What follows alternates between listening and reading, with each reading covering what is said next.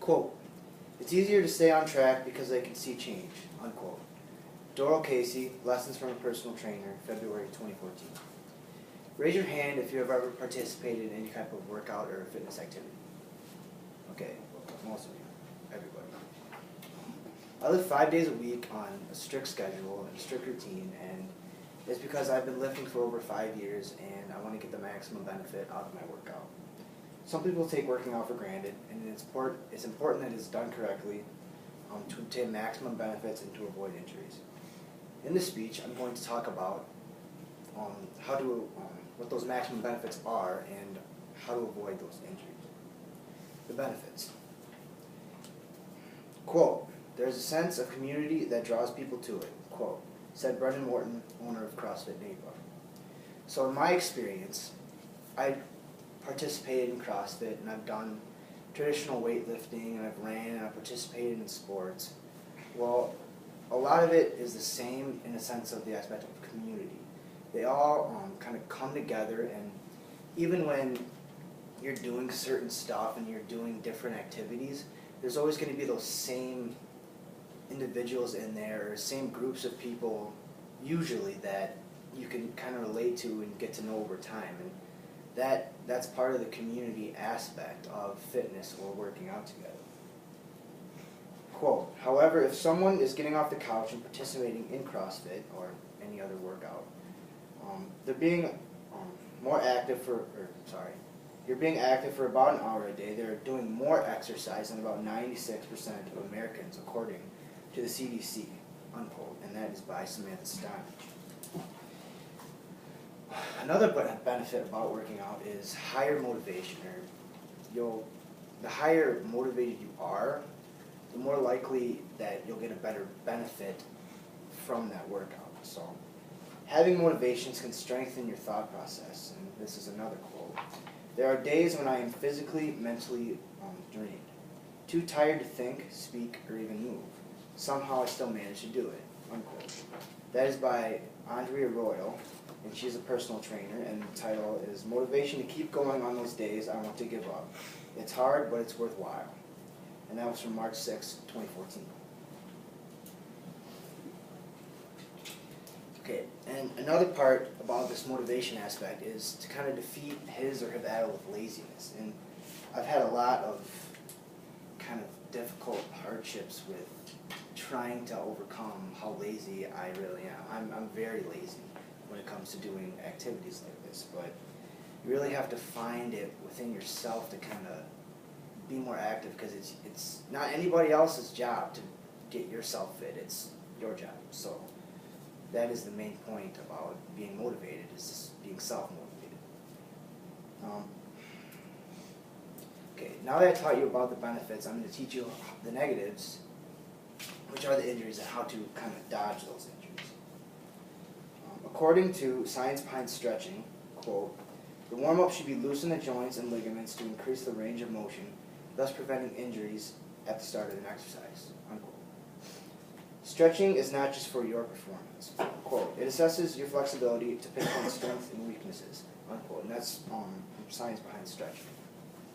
Personally, I've had issues or injuries from lack of stretching. I actually I hurt my back in football because I wasn't properly stretched, and I hyperextended something in my back on a play. And then another reason why I think it's important to use the stretch is because my brother is very injury prone.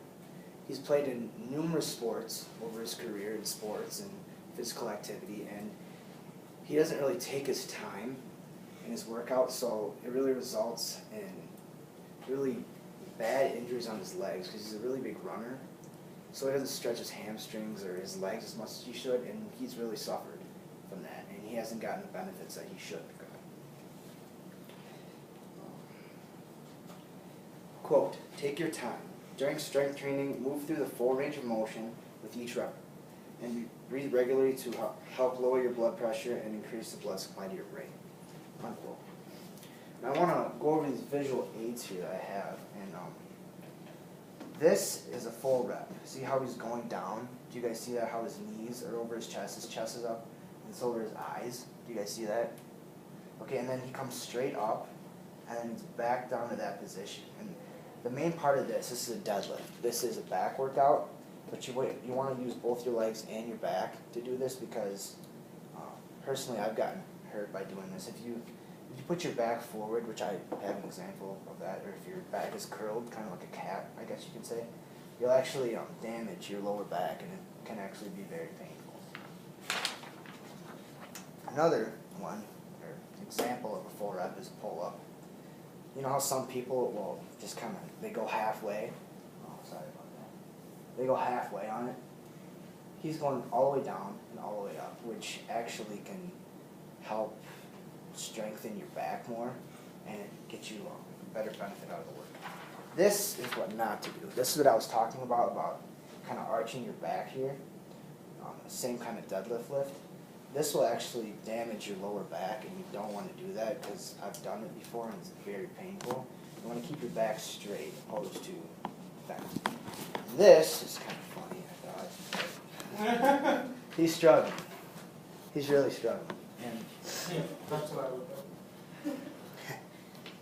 And this is just what I was talking about, how taking your time, and I want to go over something else. It's don't take part in a really strenuous exercise if you're just beginning, because beginners have this certain, I mean, I'm not trying to say that people are better than the other, they're just farther ahead. And if you really take the time and you go through all this stuff and you progress like very slowly, you'll be better off at whatever you do in that workout. But if you kind of jump into things and you do it right away, you're going to get hurt. Like this guy, it's too much weight, obviously.